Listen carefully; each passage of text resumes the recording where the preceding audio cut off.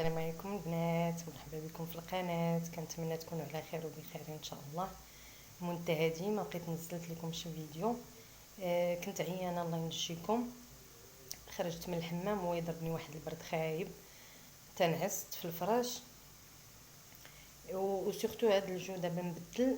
ما المهم الله ينجينا وينجيكم، والله يشافينا ويشافي المسلمين كافه اجمعين. وراه ديجا حطيت لكم واحد الفيديو في الادويه اللي استعملت في هذا المرض في هذا المرضى اللي مرضت وفادوني مزيان، وراه حطيتهم لكم وان شاء الله تستافدوا منهم. واليوم جيت لكم بواحد الوصفه زوينه، كتنقي الصدر وكتحيد الكحبه او السعال. ان شاء الله على بركه الله. غادي نبدا لكم في المكونات.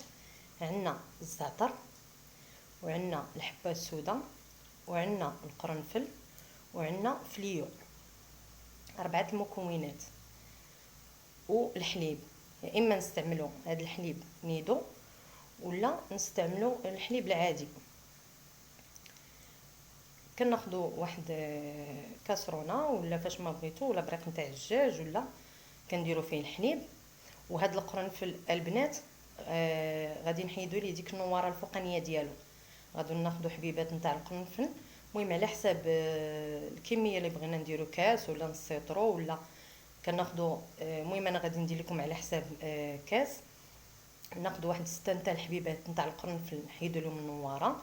ناخذ واحد المعلقه صغيره من الحبه السوداء، واحد المعلقه صغيره نتاع الزعتر يا اما مدقوق منقيو مدقوق ولا عادي بوريقات، وفليو.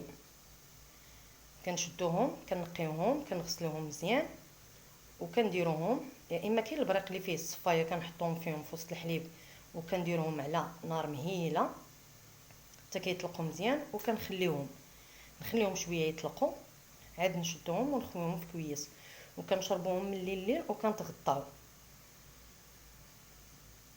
وهاد الوصفه البنات راه مجربه، جربتها في هاد الايامات، راه مرضت واحد المرضى خايبه الله ينجيكم.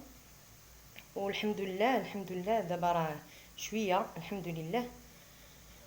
والبنات